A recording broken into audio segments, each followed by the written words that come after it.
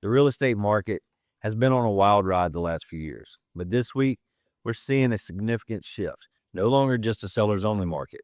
This is what I'm calling the spring market rebalance, a rare moment where both buyers and sellers need to adjust their expectations. If you're thinking about buying or selling, or if you're just curious about what's going on in the market, this video is for you. Let's break it down. Hey everyone, I'm Travis Paige, Better Homes and Garden Expect Realty. Let's start with the sellers. The days of putting a sign in the yard and getting 10 offers by dinner are mostly over. That's just the reality. About half of all home listings are now sitting on the market for 60 days or more. That means homes are taking longer to sell. Pricing your home correctly is more critical now than ever. Even overpricing your home by 10% can cause it to go stale.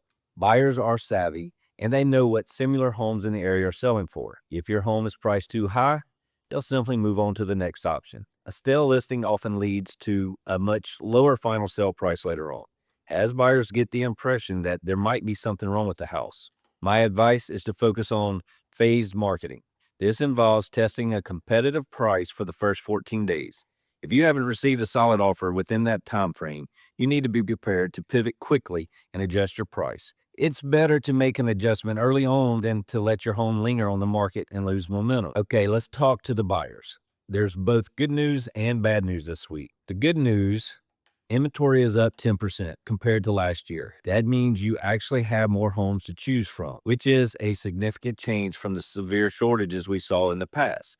With more options, you might even be able to ask for repairs or closing credits. Bad news, mortgage rates just hit a 6-month high of 6.38%, up from 6.22 last week. This increase is largely driven by global tensions that affect oil prices and the bond market. While this is lower than the peak rates we saw a couple years ago, it still represents a significant increase that impacts your monthly payments. Given the rise in rates, it's crucial not to shop at the very top of your budget. A small increase in interest rates can have a noticeable effect on your monthly payments. For example, with rates jumping 11 to 16 basis points in just a single week, your monthly payment on a $400,000 home just went up about $40 overnight. To ensure you can afford the home over the long term, leave some buffer in your budget for potential rate increase. To give you a better understanding of just how much the market has shifted, let's look at a side-by-side comparison.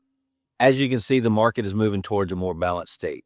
While we're not quite at a complete buyer's market, it's certainly not a cutthroat seller's market like we experienced just a couple years ago.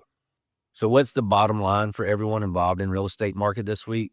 For sellers, you still have plenty of equity in your homes, but you can't simply rely on the market to sell your home. You have to earn the sale by having a clean, well-maintained house, and most importantly, pricing it fairly.